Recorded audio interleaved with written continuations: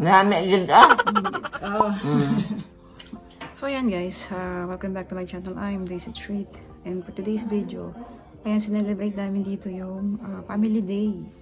So ang Family Day pala ay sineselebrate ng 3rd Monday ng February.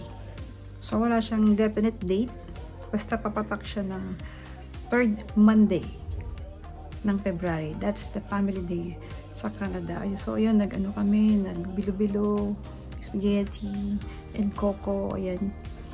Tapos nung Sunday, sila ay lumabas at sila ay nag-grocery. Tapos nag-Jollibee sila. Hindi ako nakasama kasi nagsimba ako sa ibang simbahan. Matin ako ng El Shaddai Gawain dyan sa St. Matthew.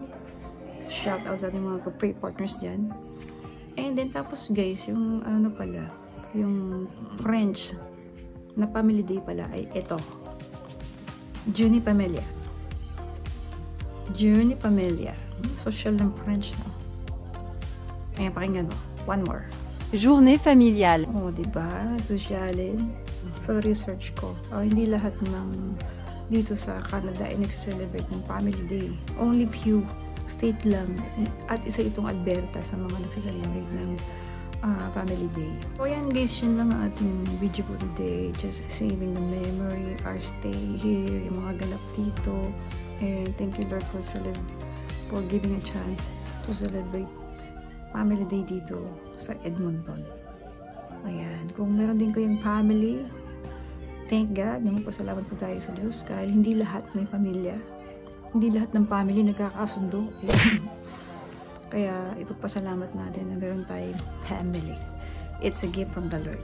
Ayan, maraming salamat for reaching this far. And if you like this video, pwede nyo po i-check yung aking ibang content, yung mga ganap po namin dito sa Canada. Bali, karating lang po namin dito. So, dinodocument ko lang po lahat ng mga moments dito. And masarap lang siyang balikan eh, diba? Siguro pag lumipas na yung mga taon, tapos babalikan mo ito yung video na to. This is our first Family Day dito. And second, third, hopefully maging maayos lahat dito sa amin. And pati kay nanay ko. And then, ayun. Thank you for watching, reaching this far. And see you to the next vlog.